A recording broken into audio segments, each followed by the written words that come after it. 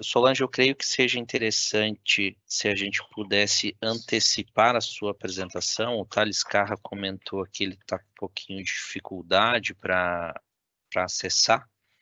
Então, se a gente pudesse apresentar aí, antecipar aí a apresentação da Solange, eu acho que seria Tranquilo. interessante aí até a gente buscar aí a solução de alguns problemas técnicos aqui que a gente está tendo no momento. Tá?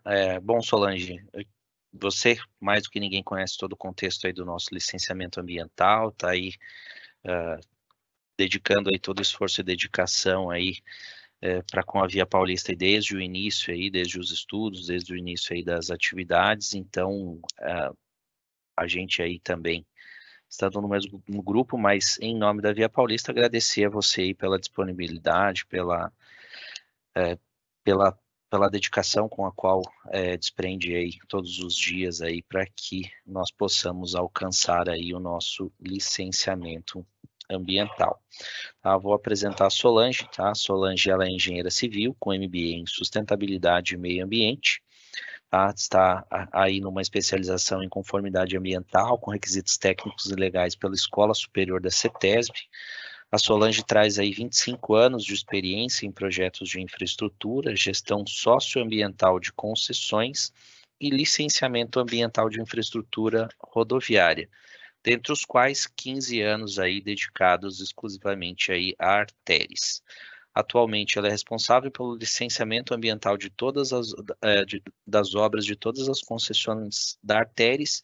Então, aí tem um contexto bastante amplo, tanto dos licenciamentos aqui no estado de São Paulo, como também nos outros licenciamentos em níveis estadual e federal. Solange, para a gente é um grande prazer ter aí o seu conhecimento, sua participação. Fique à vontade para a sua apresentação. Então, bom dia a todos. É um grande prazer estar aqui, participar desse evento. Sempre é muito bom, né? A Artérias, ela tem isso, né? Nas suas questões do dia a dia, ser sempre transparente, né? Nas suas ações. Então, não seria diferente para meio ambiente, né? E eu me orgulho disso. Então, por isso que eu trabalho na Artérias, né? A gente trabalha com transparência, a gente trabalha com seriedade, né? E as questões de meio ambiente são muito bem vistas aqui, são muito bem analisadas, né, para atender as questões ambientais, para atender toda a legislação. Então, é um grande prazer estar aqui e ter essa conversa com vocês, porque, na verdade, eu vou fazer uma conversa, é algo bem descontraído, porque eu vou contar um case, seja um case, um caso, um causo, enfim. Mas para vocês entenderem como que funciona, como é essa questão do licenciamento e como que a gente tem que estar aberto, né, para as novas possibilidades. Né? Então, essa questão da reserva legal que eu vou trazer aqui é um desses cases, né, que teve questão de legislação, mas muito mais de tratativas com as pessoas, né, para conseguir conduzir. E assim, a CETESB foi fundamental nesse processo, porque sem ela a gente não ia conseguir chegar no nosso case de sucesso, que ela foi nos orientando no meio do caminho. Então, vou contar para vocês o que aconteceu, né? E a gente pensar sempre na nossa cabeça, assim, vamos abrir a caixinha, pensar aí em outras soluções, nunca fechar as portas da primeira vez, vamos pensar diferente, né? Que a gente consegue chegar onde a gente precisa, né? Sempre pensando nas questões ambientais, mas pensando também que a gente precisa de uma infraestrutura adequada para o usuário, né? Que não tenha, que tenha o mínimo de acidentes, né? Enfim, a gente gostaria, né? Que fosse acidente zero, infelizmente é difícil chegar nessa meta, mas que não tenha nenhum tipo de acidente, seja ele com animais, com pessoas, e é isso que eu vou contar um pouquinho para vocês aqui, tá? Pode passar para o próximo, Diego. Bom, eu vou falar sobre reserva legal. Quem trabalha aí com licenciamento, enfim, que vê essas questões dentro das rodovias, sabe que dentro do seu traçado, a rodovia tem vários lindeiros, né, vários proprietários que vão lá e colocam sua reserva legal, uma obrigação, né, tem em sua propriedade uma parte como reserva legal, né? E então, falando um pouquinho da legislação para entender um pouquinho de reserva legal, então todo imóvel rural, né, ele tem que manter uma cobertura de vegetação a título de reserva legal. Né, como está ilustrando a foto aqui, mostra uma propriedade e um pedaço dela como reserva legal. existem algumas regras para isso, né? Então, se é localizado na Amazônia Legal, você tem uma porcentagem, e em outros locais você tem outro tipo de porcentagem. Então, no nosso caso aqui, que é o case que eu vou mostrar, a gente está falando aí de 20%, que é os demais locais, né? Que não é dentro da Amazônia Legal, que a gente está. Então, os proprietários nessas localidades têm que ter 20% da sua propriedade para a reserva legal. Então, isso né, mostra que no seu empreendimento, né, no seu empreendimento linear, que é muito grande, você vai se deparar com várias propriedades, né, onde tem as reservas legais, onde as reservas legais estão lá, né? Então, pode acontecer de você ter obras que impactem nessa reserva legal. E é isso que eu vou contar um pouquinho para vocês.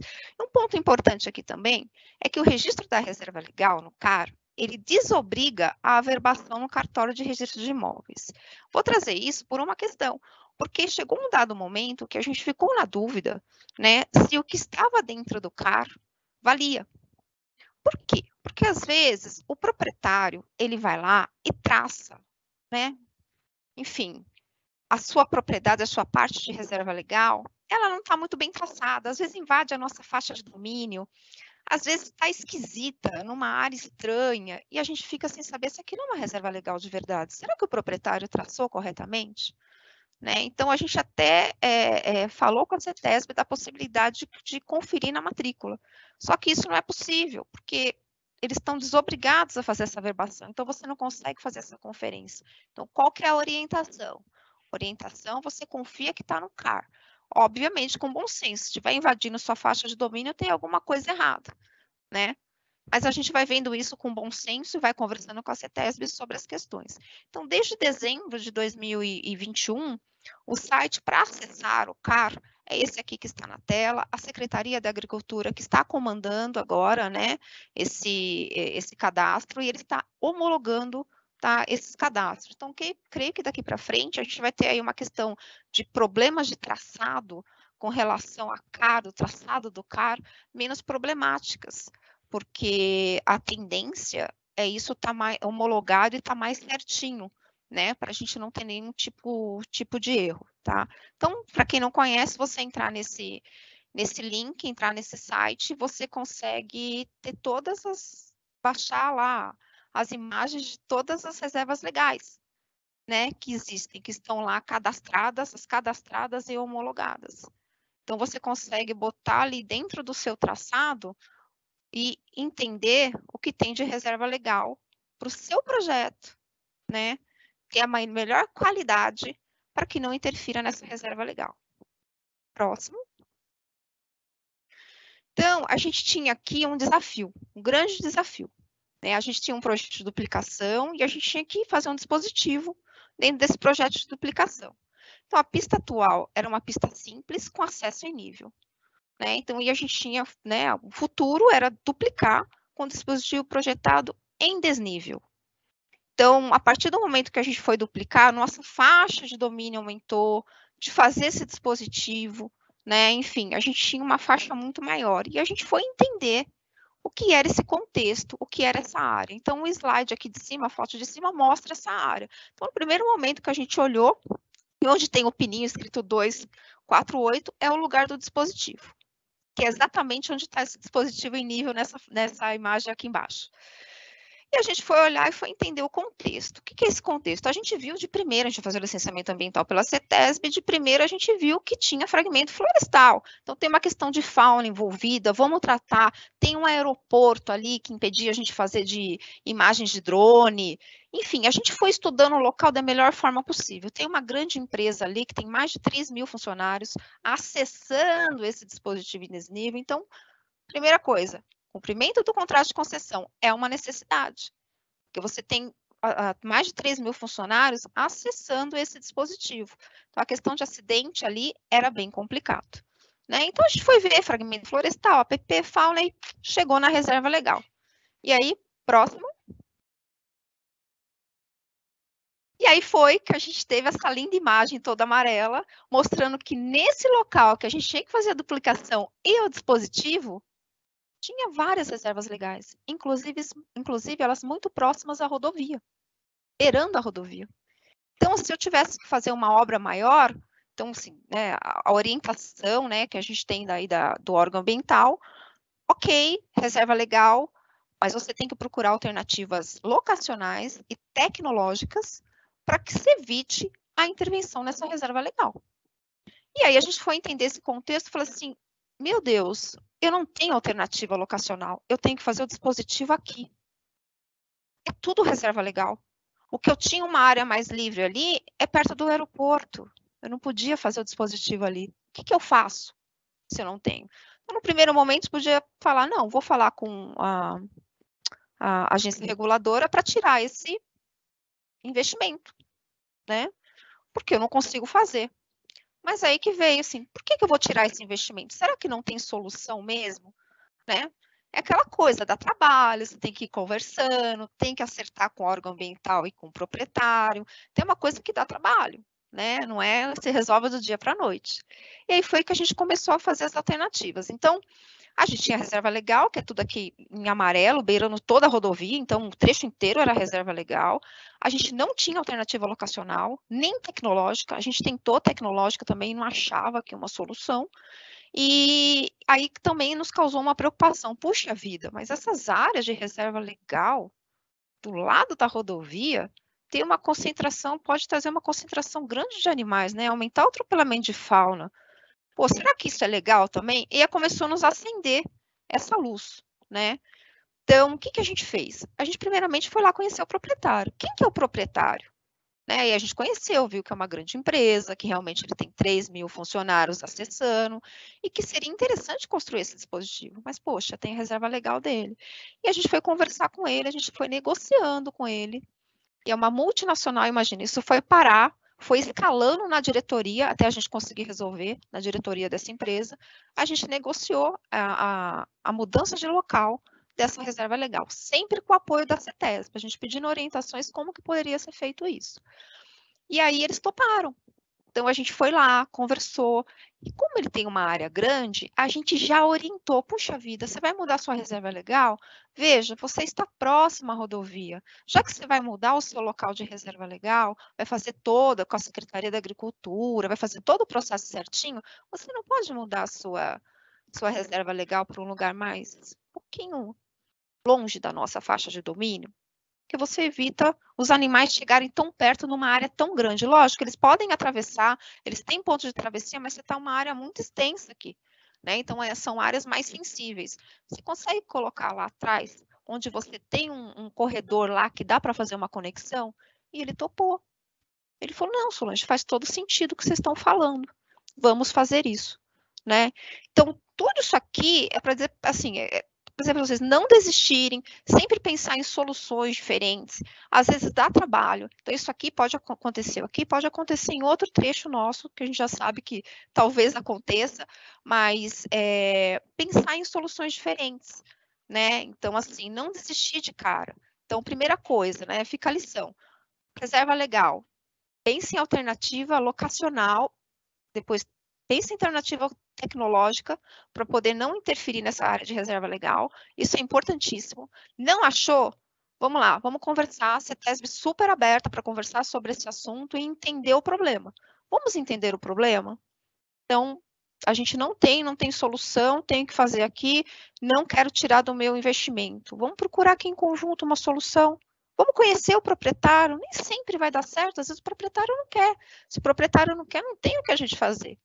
Mas aí eu deixo um ponto de reflexão aqui. Será que essas áreas de reserva legal estão sendo traçadas nos locais ideais, nas propriedades?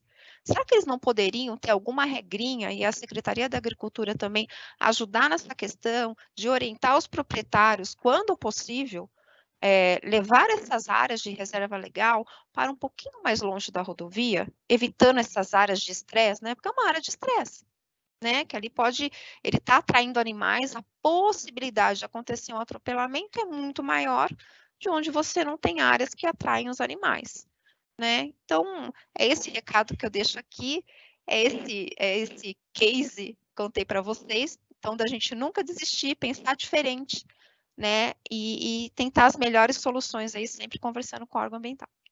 Obrigada. Solange, muito obrigado aí pela pela participação. A gente ouve alguns cases aí, acaba passando até um filme pela cabeça em função de todo o contexto que a gente acaba participando no dia a dia e vendo as dificuldades, todas as tratativas. Eu acho que isso existe um mérito muito grande seu aí nesse alcance desse objetivo. E a Via Paulista aí agradece aí também sempre a dedicação e a sua participação, tá, para os nossos processos e para a liberação aí das nossas obras. Tá, estamos recebendo aí, vou direcionar algumas perguntas depois, estamos recebendo aí os parabéns sendo transmitidos aí por alguns dos participantes e voltamos a conversar na nossa mesa redonda. Tá? A Solange apresentou o case aqui, reserva legal no âmbito do licenciamento ambiental de obras de duplicação, tá? E finalizando a participação dela, eu inicio aí, chamo o nosso próximo convidado, que é o Thales Andrés Carra. O Thales, ele é graduado em Engenharia Ambiental e mestre em Geologia, ambos pela Universidade Estadual Paulista, Unesp. Ele atuou aí com licenciamento e gestão ambiental de aeroportos na Infraero e com o licenciamento de empreendimentos de transportes da CETESB e atualmente é gerente do setor de apoio às práticas do licenciamento com avaliação de impacto ambiental da CETESB. Tá? O Thales vem aí com o tema atropelamento de fauna relacionado aí aos requisitos da DD 141, as orientações que traz aí a DD 141. E, Thales, gostaria aí de agradecer a disponibilidade, a sua participação, tá? A disponibilidade aí por estar trazendo aí um tema tão importante para todos os concessionários e administradores de rodovias aqui no estado de São Paulo, bem como no Brasil inteiro, mas indo especificamente aí numa legislação estadual, creio que seja um tema aí que vá agregar a todos os nossos participantes. Muito obrigado pela sua participação, fique à vontade aí para as suas explanações, e ao final a gente tem aí, a partir dentro de 20 minutos aí, a gente vai ter uma mesa redonda, onde vai transmitir aí as perguntas dos participantes aos nossos palestrantes. Thales, seja bem-vindo. Agradeço a apresentação e pelo convite. Vou falar um pouco sobre atropelamento de fauna nas rodovias estaduais de São Paulo, mais precisamente sobre os registros que foram realizados de atropelamento, outras ocorrências envolvendo fauna em rodovias estaduais, paulista, tudo esse atendimento à decisão de diretoria da CETESB 141 de 2018. Pode passar, Diego, por favor? Essa decisão de diretoria é uma instrução que a CETESB elaborou no ano de 2018, ela foi resultado de um grupo de trabalho de um ano aproximadamente, de discussão sobre como equacionar e solucionar a questão da destinação das carcaças de animais mortos em rodovias. Então, veja que o foco dela e o objetivo era uma questão sanitária, principalmente, então era a destinação dos animais mortos adequadamente, era uma preocupação em especial em relação aos enterramentos de carcaças. E, então, ela foi uma norma, né, publicada pela CETESB, em que os operadores rodoviários devem seguir as orientações para destinar as carcaças, como enterrar, ou seja, por exemplo, quantos centímetros de solo colocar sobre a carcaça no enterramento, ou a distância que isso deve ter em relação a corpos d'água, não enterrar em áreas urbanas, ou destinar essas carcaças de outros modos, né, como tratamento térmico ou aterro sanitário. Não obstante, essa decisão de diretoria exigiu que os operadores rodoviários registrassem as ocorrências de atropelamento e indicassem qual destinação foi dada a cada carcaça.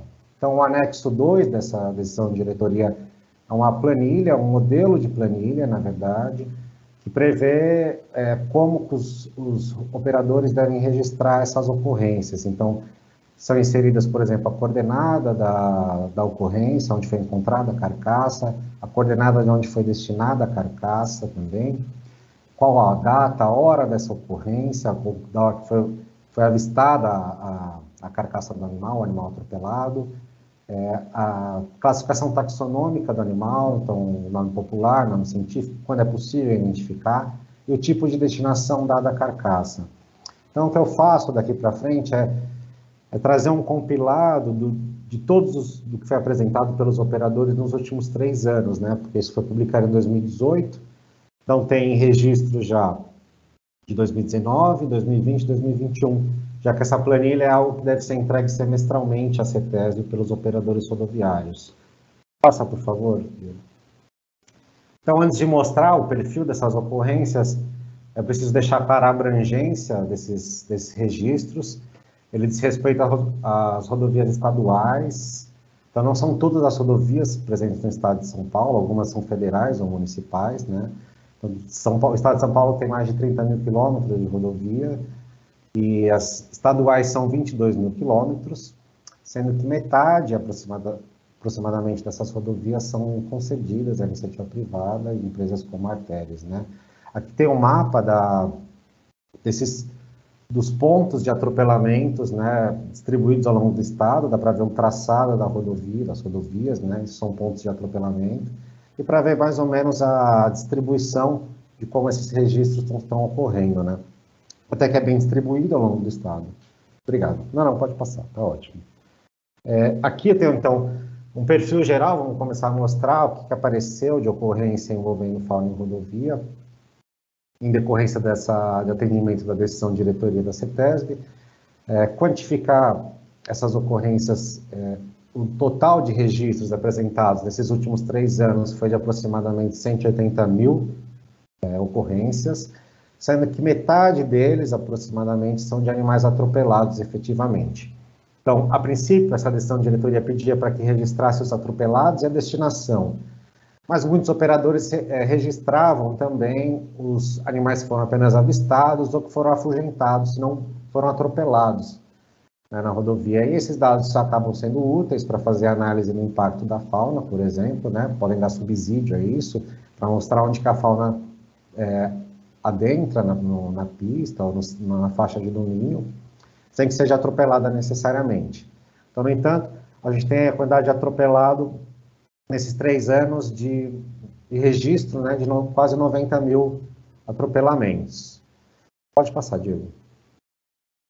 A distribuição temporal desses atropelamentos, a gente viu que desses registros, né, de atropelamentos, agora o foco, houve uma redução nos registros de 2019 para 2020 e 2021. Isso se deve provavelmente à redução do fluxo de veículos por conta das restrições impostas pela pandemia, né?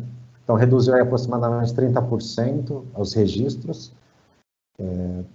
Mas, para ter uma dimensão, então, hoje, de quanto morre de animal, a gente sabe que 90 mil em 3 anos dá aproximadamente 30 mil, uma média de 30 mil por ano, né? Mas por dia, acho que fica uma coisa mais palatável, aproximadamente 80 registros de atropelamento por dia em rodovias estaduais. Desses registros, a gente tem que metade deles são animais silvestres e a outra metade são de animais domésticos, né? Uma parte não é identificada, porque por vezes não dá para identificar a espécie ou o que aconteceu, dependendo das condições da carcaça, né? Passa, Diego, por favor. Aqui a gente tem um perfil do grupo taxonômico dos animais mais registrados. A gente tem que 90% dos registros são mamíferos, seguido de aproximadamente 5% de aves, quase 3% de répteis, e anfíbios, uma coisa ínfima, 0,03%. O que é importante notar disso daqui? Não é necessariamente que morrem mais mamíferos, né? Em comparação com anfíbios ou répteis e aves, né? Na verdade, os registros são feitos mais para mamíferos, porque são animais maiores. Lembrando que esses dados foram coletados pensando na destinação de carcaças, então são animais geralmente de médio e grande porte que são removidos da pista por questão de segurança, são enterrados e tal. Então, e são avistados facilmente, né? O anfíbio é um animal de muito difícil visualização. Quem registra essas ocorrências são os inspetores de tráfego, e eles passam por uma velocidade que ela é incompatível com a visualização de anfíbios. Dificilmente eles vão ser definitivamente detectados, ou pequenos mamíferos também, né? Já vai ter uma dificuldade maior, tanto para aves e répteis, que são animais tendem a ser menores. Pode passar, Diego, por favor. Aqui eu coloquei 2 gráficos com as 10 espécies que são mais registradas de animais silvestres e domésticos. A gente tem para animal silvestre a presença maior de capivaras, né, sigla de tatu, gambá, cachorro do mato. Por que capivara? Talvez não é porque necessariamente são os animais que são atropelados também, mas são animais de médio porte, tá? Ou talvez sejam de médio porte mais atropelados, sim, né, silvestre. E, então, é o que de mais fácil visualização. Tatu, talvez porque tem uma persistência, né? Além dos animais maiores serem mais fáceis de visualização, eles também persistem mais na rodovia, né? E no caso do tatu, talvez por conta do casco do tatu também aumenta a persistência desse animal, né? E aí o destaque também é para o tamanho da bandeira, ele aparece entre as 10 espécies mais registradas, né, de atropelamento. Então, é uma espécie a se tomar um cuidado especial aí, por conta de risco de extinção. E no lado dos domésticos, disparado tem os cachorros, são os animais mais registrados do doméstico, mas também do total, né? Então, nesses últimos 3 anos foram quase 30 mil registros de cachorros atropelados, o que indica que a cada 3 atropelamentos, 1 é cachorro. É bastante coisa. Embora esses animais, do ponto de vista da biodiversidade, não tenham relevância, né, posso dizer nesse sentido, é um animal que tem impacto social, a perda dele, e para a segurança viária também, talvez seja um foco importante de medidas a serem tomadas. Aí tem também o destaque para cavalo, boi e vaca, aparece bastante, né, nos últimos 3 anos tem 3.800 registros de boi, vaca e cavalos, e isso também para a segurança viária é um risco grande, né, de acidentes, aí são animais grandes, né. Passa, Diego, por favor. Então, esse foi um pouco do perfil que eu trouxe das ocorrências sobre os animais que mais são registrados. Agora eu vou falar um pouco sobre a destinação, como resultado dessa decisão de diretoria. Destinação das carcaças dos animais, a gente vê que, majoritariamente, eles são enterrados mesmo na faixa de domínio.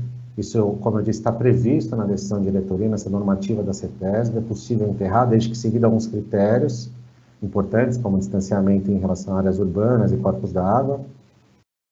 Mas há alguns outros destinos dados a esses animais, também resultado da decisão de diretoria, como a destinação para tratamento térmico, aterro sanitário, CRAS e setas, Secretaria Estadual Municipal de Saúde, alguns animais devolvidos ao proprietário, aqui eu diria que são animais que estavam vivos, né, provavelmente, clínica veterinária também. E, por favor, Diego, pode passar. Então, para destinar esses animais, muitos operadores rodoviários realizaram parcerias. Entre as parcerias tem instituições públicas e privadas de pesquisa, então os animais podem ser levados para universidades para realizar estudos. Também teve interesse de centros de controle de zoonoses e vigilância sanitária, por exemplo, interesse em receber macacos atropelados e mortos, né, carcaças de macacos e primatas para avaliar a febre amarela. Alguns anos teve um surto de febre amarela no estado.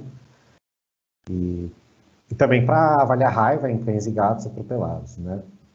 E teve parcerias com CRAS e setas, né, acho que eu vi nas perguntas, alguém do IBAMA, no momento perguntou se a CETESB sugeria isso.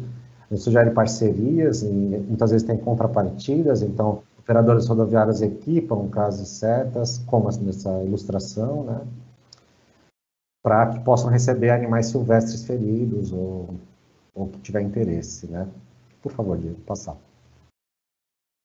Algumas outras medidas realizadas em decorrência da decisão de diretoria, mas não necessariamente como requisitos do cumprimento desse regramento, foram o mapeamento de trechos de alto índice de atropelamento com base nesses dados de registros de atropelamentos e destinação de animais, né, e proposição de medidas mitigadoras. Não é necessariamente o melhor método, mas para algumas espécies ou tipo de animal, pode ser um dado muito valioso para avaliar o impacto na fauna e identificar hotspots, né. Também tem um mapeamento de áreas de restrição do enterramento, isso é uma boa prática feita por alguns operadores, poucos, mas feito. Isso é importante porque o inspetor de tráfego não tem uma dimensão de todas as restrições ao enterramento onde ele está, elas não são necessariamente visuais, né?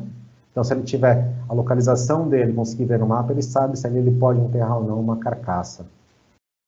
Então, como eu comentei, teve estruturação e manutenção de CRAS e CETAS, né, que são centros de reabilitação de animais silvestres e de triagem de animais silvestres. Muitos fizeram capacitação para identificação e manejo de fauna silvestre em rodovia. Como eu comentei, na verdade, quem registra essas ocorrências são, muitas vezes, inspetores de tráfego, né, que estão circulando e fazendo outras coisas, cuidam de outras coisas na rodovia, não são especialistas em identificação de animais, e isso é uma coisa que põe uma dificuldade no uso desses dados para analisar impacto na fauna, já que não há tanta confiabilidade sobre a identificação das espécies, né? Se você quiser, por exemplo, criar espécies com ameaça de extinção, muitas vezes é difícil saber se aquelas espécies foram realmente classificadas de forma adequada. Outras medidas são a elaboração de manual para identificação de espécies e campanhas de conscientização com panfletagem na comunidade, na população lindeira, rodovia, sobre o guarda responsável de animais domésticos. Por favor, Diego, pode passar.